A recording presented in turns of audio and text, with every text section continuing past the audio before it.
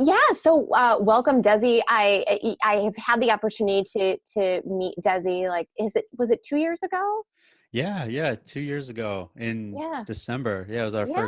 first conversation. Yeah. There you go. Yeah. So I had the pleasure of interviewing and then being a part of hiring Desi to work with our fall team down in Arizona. And then obviously we were able to, continue working throughout the year. And, when I was hmm down there, we were able to meet up and whatnot. And he just really, he did so much good work for our team. And clearly what you're doing is still lasting, which is really great. So we appreciate everything that you've done. And again, God, I feel like I'm going to get emotional for some reason, but we've had a lot of really, I'll cry with you, dude. Let's oh, I go. know, I know. Get it on. We've had a lot of like really serious like conversation about life and things like this. And Yeah. as much as I love my ball team, I also so honor, respect, and I'm just so like I'm so proud of you for being so in touch with I know what I need to do and I'm pursuing I got this, and Yeah. you're doing your dream and I'm really proud of you. So anyway, Yeah. yeah, so I'm just so happy that I had a chance to at least work with you a little bit and then meet you and now we're hmm doing this whole thing and now I get to promote you like crazy and I love Sure. it. Yeah. No, this to me, this is all gratitude. When you asked me, Nicole, at this point, I would literally do anything for you. You were such an amazing mentor in things that I just was not at the time well versed in, and you were so implemental in what I did then and what I'm doing now. Because you're right, yeah, I'll get emotional too. I don't care. Oh, um, we yeah, had very those really sweet. difficult conversations, and when Mhm. I said like, hey, I have to do this for me. I have to bet on myself, and Yep. uh, we didn't. You went right with it. You're like, yeah, absolutely. I'm so happy for you, and yeah, I'm incredibly grateful to just be on this right now. Oh, that's so great. So good to have you. Yeah. Yeah. Yay. Yay. Yay. Annie's just observing the love, I like, know, like, Yeah. right. Feelings. yeah, Yeah. Right. Feelings. yeah. That's great. Yeah, yeah. Okay, cool. Well, so yeah, Annie, do you wanna ask the first question? I do. Desi, why don't you do I would love to. Yeah. So you live in Arizona, I take it, right? I do. Yeah. Okay, so how did you end up in Arizona? What's your background? How did you become a dietitian? Like, who are you? Yeah. Tell us about yourself. So this is my soft pitch. Is what I always say, Okay, right? perfect. So, Dezi Abeda, proud husband, proud father, dietitian, entrepreneur, and lover of all things. That's just Oh, my quick pitch, right? so So, Love it. good. So good. yeah. So I'm originally from Albuquerque, New Mexico, Oh, and I okay. moved to Great place, Tucson, by the way. Arizona, where Mhm. I reside right now. In the Oh, in middle of my eighth Tucson. grade, Whew. yeah, in the middle of my eighth grade year. So I've been here ever since. And Wow. one thing that really led me down the path to become a dietitian and what I am now was really just, if I have to be honest, just a lot of mistakes. Mhm. Yeah. But they were beautiful mistakes at that. For those who have, for a lot of your listeners who don't know the path of a dietitian, you have to go through a rigor of school and then an internship that's not paid, and then Mhm. finally go find a job. And I think Right. throughout the process, originally I wanted to be, if I'm being honest, I wanted to be a pediatrician, right? Yeah. So That's University of cool. Arizona, they didn't have Mhm. a pre-med program. By default, it was their nutrition program. And so my first year of being there, and after going through general chem and getting my C's, I was like, you know what? I think I'm going to get into med school with these Hmm. grades. So that kind of like delineated me from that path into nutrition. And I fell in love with the process of food and science, and really the role of food and culture in my life. Because I Mhm. oftentimes joke, every single, whether it's holiday or birthday or anything, we never got gifts. We got like, okay, what do you want to eat and who do you want to have over, Oh, type of funny. thing. Yeah. So I really just learned the value of food and learned the value of connecting with others. And so now with what I'm doing now, I'm teaching a lot of my clients, a lot of my dad and parenting clients about their role in their kids' lives with food, and their role in their kids' lives about how they talk about food, how they talk about their bodies. And like, it's just really cool to be able to take that type of dynamic message. And I don't want to use the term dumb it down for men, because it's not really dumbing it down, but it's actually speaking the type of language that they will resonate with. That's right. Because if I talk to them about vulnerability, nothing really is going to resonate, right? It's like, wait, hold on, you cry? What? Why are you crying, dude? Like, vulnerability is so hard for dudes. It is so hard, and I'm not really, all right, and that's okay. I do know. I do know why it's hard. Yet at the same time, if you can language it in a way where you're talking about strength and you're talking about legacy, if you can do that, those things right there, those just always just ring true with a lot of men that I serve and what I'm doing now. And so, yeah, I had the opportunity to work with baseball, which was amazing. That's and at so the same cool. time, it had its season, and now I'm doing what I'm doing now. And I couldn't be happier. I'm home more, which is great, because so cool. that was the I think thing. you might be the first dietitian that I've met, male or female, that has ever mentioned how they chose this field because of cultural influences. 100%. And that to me is so cool, because so many dietitians pick this field because it's a trendy topic. It's because of eating issues or the exercise stuff or whatever. And really, truly, I think it's really admirable the reason in which you chose this field, being a cultural reason. I think that's really cool. Yeah, well, it's such a staple in my life, and I understood the role behind it, because I think, especially speaking on behalf of a lot of Latinos, we get told that we can't eat certain foods that are very culturally based in who we are. And I'm always the one that's like, no, that's not how that works. Right.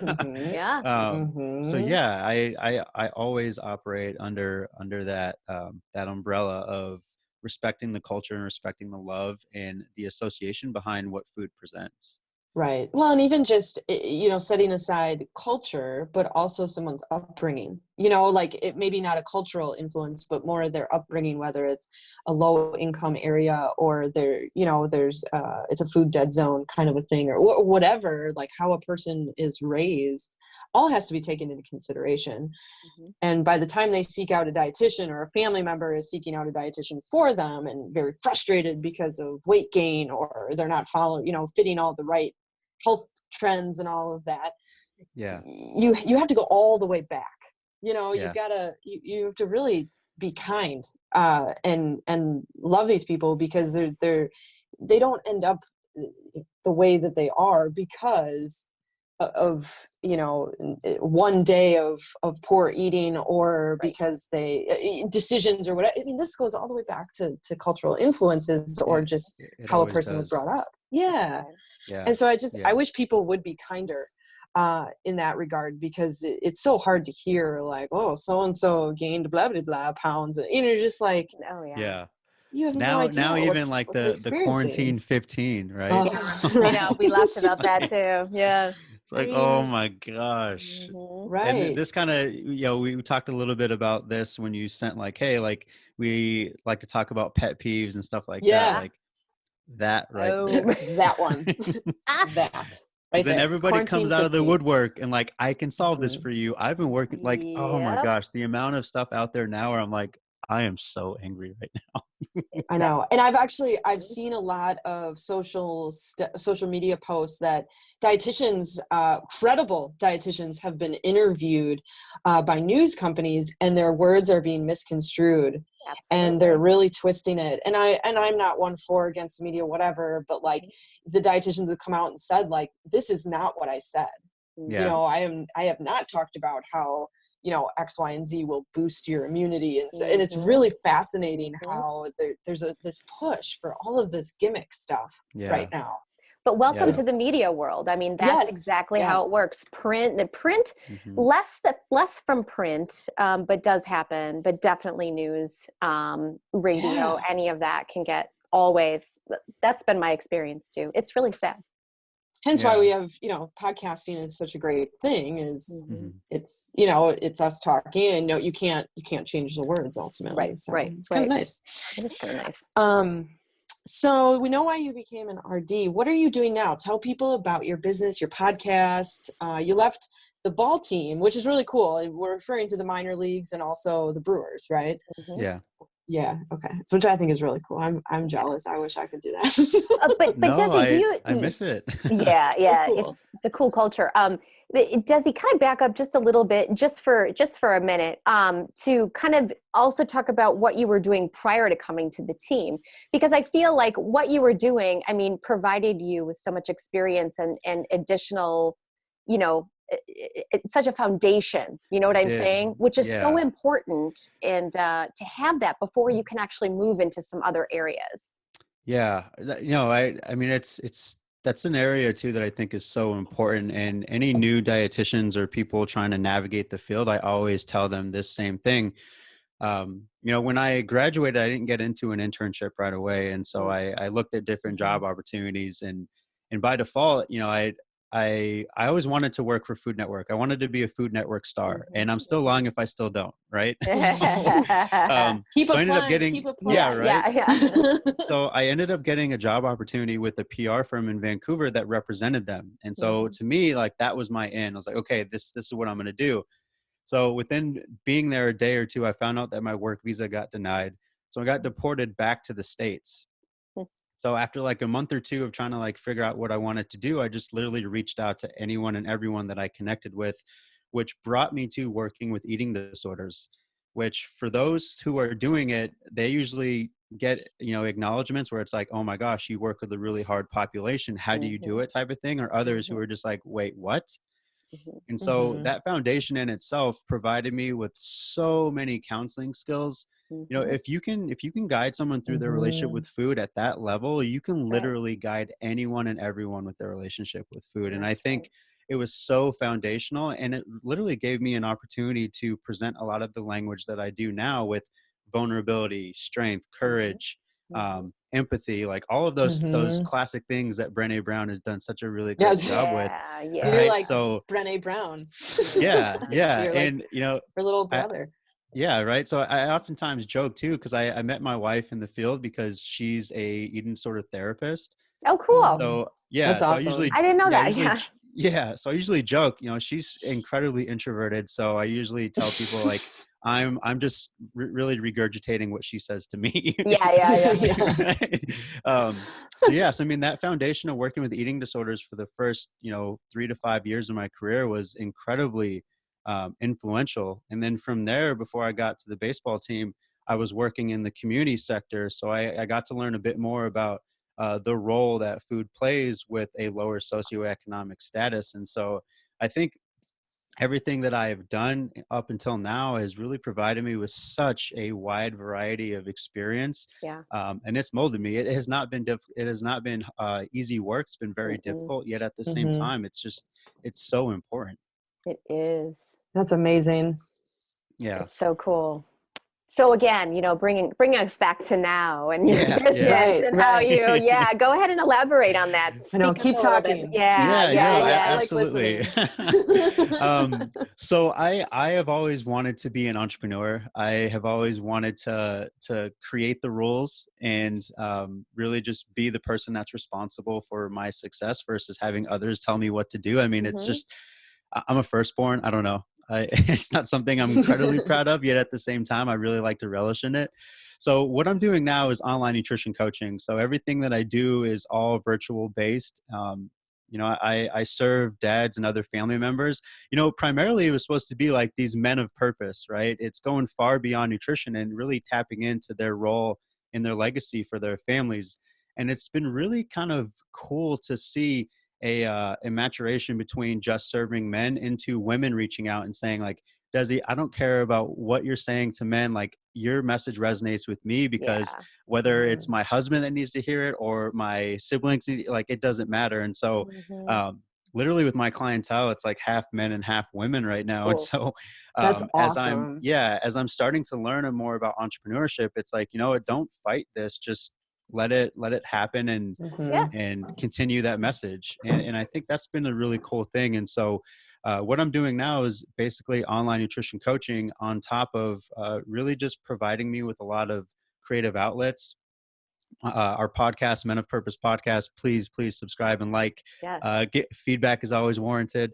And then some of the other things too, with my Facebook group or any other areas that I'm really pushing a lot of content on, it provides me with greater opportunity, one, to spread a message, and two, just to continue me on that path of just really trying to provoke better thought leadership, because I think that's needed. I think a lot more of our society needs to learn about the role of empathy, the role of telling your story, the role of just unapologetically being you. And I think that's something that I try to do imperfectly, of course, absolutely imperfectly, but it's something that That's I wake okay. up daily where it's like, I got to tell my story. So yeah. I love it. I love it. So cool. Yeah, no, really, really great stuff. Definitely. And make sure that you include all of the links and all the things too. Yes. Get that posted for you. Sure. Just so we get it right, Yeah. Absolutely. Yeah. So we were talking a little bit about, just a touch, because then we went on everything else, but about pet peeves. Yeah, let's hear it. Yeah. Come on, give us the good stuff. Gosh, there's so many right now. I know. Yeah.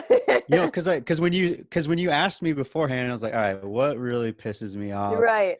And it's kind of in line with what we're seeing now. Everyone is coming out of the woodwork and saying, I can solve this issue in 30 days or less. On one end, it's how we have gotten to a place where it's like, no one really wants to work hard.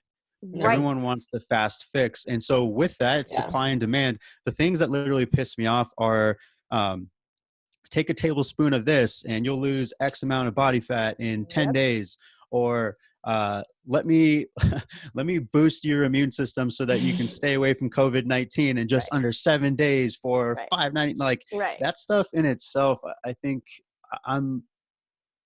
from a marketing perspective, kudos to them, because they've killed it. They've killed it. They've hit a pain point. They've hit a pain point of people not wanting to work hard. But my pet peeve is literally the people who have these really deep pains and struggles, and at the same time aren't willing to actually put the work in and to work someone with like ourselves to say like, hey, we can do this, and it's going to be a much longer process so that it's more sustainable. Right. People don't want to hear that. They don't. And I think that's the biggest thing right there. It is. I think Nicole and I have talked about this before. I mean, how much of that people not wanting to do the long-term, really actually dig deep is people don't want to feel, that's really what is they don't want to feel that discomfort. They want, we can call it a quick fix for sure. But I think it even goes beyond that to, I want to remain a robot in whatever I'm doing. But as long as I look good. So how do I do that while still not having to do all these feelings things? Right. Yeah. Right.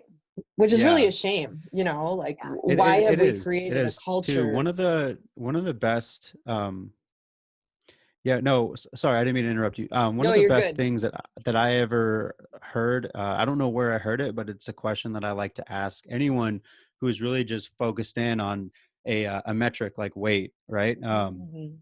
It's, if the number on the scale never existed, if you can no longer be affirmed by how you look in the world, like what do you present in the world? Right.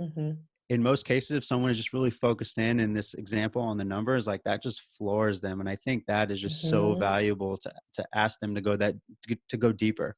And just like you're saying. Yeah. 100%. I've not done that specifically. I've done with a lot of my ED patients, kind of like, when you, and maybe this is morbid, but when you are on your deathbed, what do you want people to remember about you? What value are you bringing to this world versus, are they going to remember the size of your genes or your, whatever, the number on the scale? What type of, like you talk about legacy, what type of legacy do you want to leave behind? That's right. And boy, that it does hit home when you can extract the numbers and the media components, body image pieces out, and really get people to focus on, they're a good mom or a dad or their art or whatever the types of values they have. They kind of get like deer in the headlight. like, whoa, Right. Yeah. Right. speechless. Yeah. you know, Yeah. Yeah. These are great not a bad thing. questions. Yeah. Mhm. Yeah. Mm-hmm. Hmm. I know. Well, I would agree. I know Yeah. so much. I There's would just so agree. much. That that pet peeve, I think right now is elevated pretty high. I think something that Nicole and I, some of our pet peeves for sure, Yeah. the whole diet industry on the whole. And I don't know if you notice this with virtual type of consulting, but like when you get a client and they come and they're like, well, I don't eat carbohydrates, or I don't eat, I basically, I eliminate this whole food group. How do you handle that with online consulting? Like, do you have like a sheet that you're like, oh, read this, like, how do you change that?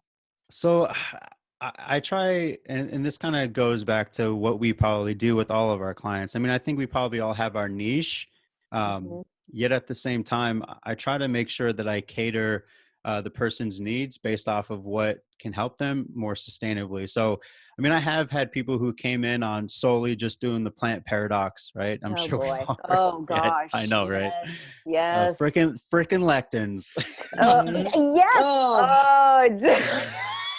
So it's like, and I think it gets to a point where it's like, okay, so what are your goals surrounding this? Well, I want to shed X amount and I want to feel great. And it's like, all right, cool. Like, let's have you go with this for the next 1 to 2 weeks. We'll monitor it. So I'll have them either submit their food pictures, and we'll have coaching calls, and they'll do check-ins, and we kind of walk them through the process and get to a point where it's like, hey, and I'll kind of knock on their psyche to be like, are you really just in diet culture because you heard this works, or do you really want this sustainably? Right. And so from there, we can kind of transition them into doing something more sustainable. So I have had people who have been doing different dietary things when they come in and completely change into just really Nicole and Annie being just balanced eating and what it looks like in perfection, and what we can do if we are looking to execute some sort of calorie deficit, if we're looking to do a surplus, like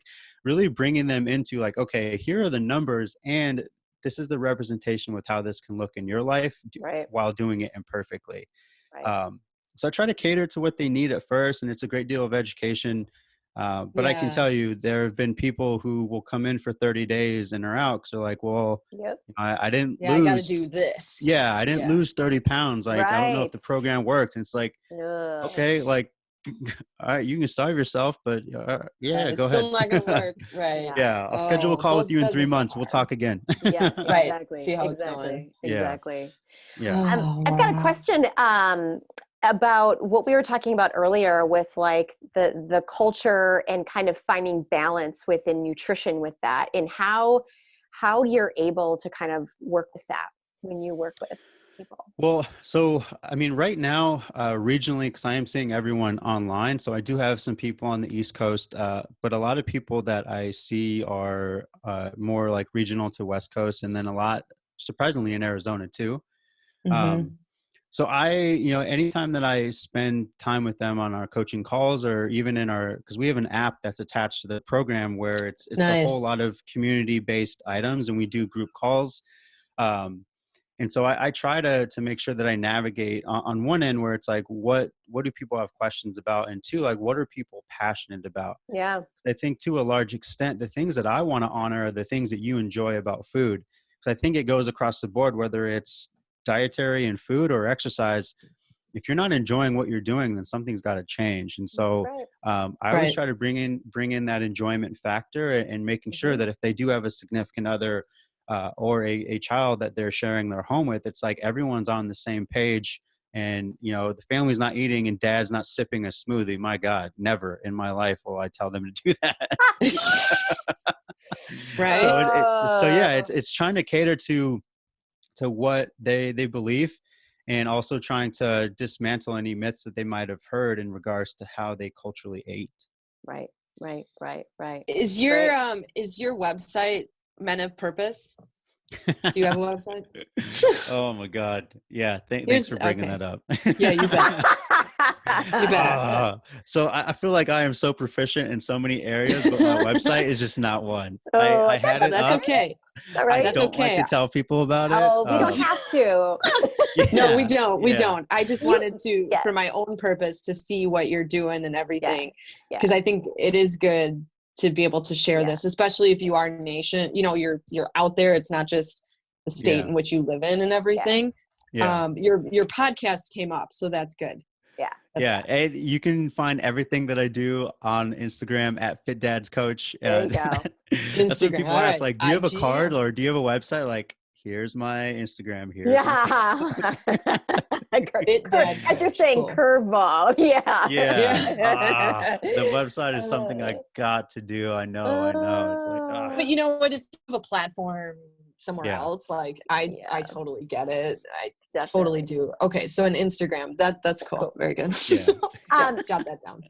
So Dezi, as we're kind of bringing things to a close, is there one last thought or message that you want to share, or that you would want the opportunity to leave everybody with? It couples with a couple things that are happening currently, obviously with COVID-19, and Arizona just went on lockdown on day 1 today. And so I saw an article, I don't know how factual it was, but it's something to bring up. The divorce rates in China have just skyrocketed. Yes. Yeah, I saw Right? that too. I saw that and I was like, Yeah. oh my God, people are Scary. hating each Right. other. So Right. I think I think the final thought too is like, look, we're living in really unprecedented times. I think to a leveling degree, like we're all experiencing some sort of trauma. And so, what does that mean for you? And how can you communicate through to the people you're sharing your home with? Right. How can you be vulnerable in the experience of saying, I have a lot of fear. I have no idea what's about to happen. And I also know like this is my responsibility to have these difficult conversations and what we want to do. My brother just moved back from Atlanta into Arizona, and he's coming back when we all just wanted to get together, and we all had to have a really difficult conversation about like, look, we would love to be together, and at the same time, socially and responsibly, this is what we want to do to practice our own version of social distancing. So these are all unprecedented times, and it's fearful and it's painful, and at the same time, just communicating that is huge. So if I could say anything else, just like, it's okay to have fear, just tell someone about it. Yep. Because we don't want that to be done in isolation. My God, just tell someone about it. Well, and on the flip side of that too is tell someone about it, but then be able to hear someone's words of fear. Because I know, like on my end, that's hard to do. Where you're like, suck it up. Yeah, right. Yeah. So I hear that message and I'm like, yeah, I really do need to work on compassion. Yeah, so it's hard. That's the other side of the coin. Yeah, it's sure. hard. It is, yeah. My wife gets home, and I think we have it now to a little bit of a system because she's in healthcare where it's, we give her 30 to 45 minutes to shower, clean, read, do some journaling, refocus in, and then she can come back and be a mom and the wonderful wife that she is. But I have to allow her that time. Yeah. If I just, when she came in, like, all right, you gotta do this. If I came in a bat out of hell, like no one survives that. Right. No, it's not okay. It doesn't work. It doesn't work. What's one last question, maybe, unless Nicole has one. What's your favorite food? Oh, damn it! I didn't have this one prepared. I know I didn't give this one to you. So many. I gotta say, earlier I mentioned that my mom would ask me like, "What do you want to eat and who do you want to have over for birthdays?" Yeah. It's that meal. It's tostadas. We would do a huge tostada bar where you have like your corn shells and then beans and then just a plethora of things that you can pile it on. I love it. They broke every single time because of how much stuff you pile on, but who cares? Oh, yeah. Is your family in New Mexico? So a lot of my extended family, cousins, aunts, uncles, they're all in New Mexico, but my family is between now Arizona and Oregon. Oh, wow. Okay. Oh, wow. So Nicole, when we raise enough money, that's the place we're going first. Yes, exactly. And we will be eating that meal. Yes. That sounds amazing. Please do. My gosh, please do. So We'll fun. invite ourselves over. Yeah, Thanks. we will. You're invited. You're invited. I mean, I told you I was joking, but I'm very serious. Nicole had such a huge role Aw. in who I am right now, and just Oh, it's so you cool. know, giving a guy that was really passionate an opportunity to work with professional athletes was really cool experience. So I'm Yay, anything for you, yay. Nicole. Yeah. So sweet. Then a tostada it is. Yeah, Yeah. tostadas then. There you go. Yeah. Winner. Amazing. Well, thanks so much for your time today, Desi. This was so Yeah, much thank fun. you. And Absolutely. we'll get all your I will good stuff out there. get your Yeah. pod out there. Yeah. Yeah. Yes, please do. We'll have to have a cross pod and have you both come on Yes. ours. Oh, that'd be so fun. We'd love Yeah, it. so it's two male dietitians. So yeah, we're unicorns. sweet. That's so cool. Love Yeah. it. I love it. Oh, yeah, we Yeah. definitely have to do that. Yeah. Oh, so great. Well, thank you too. Well, thank you. Thank you.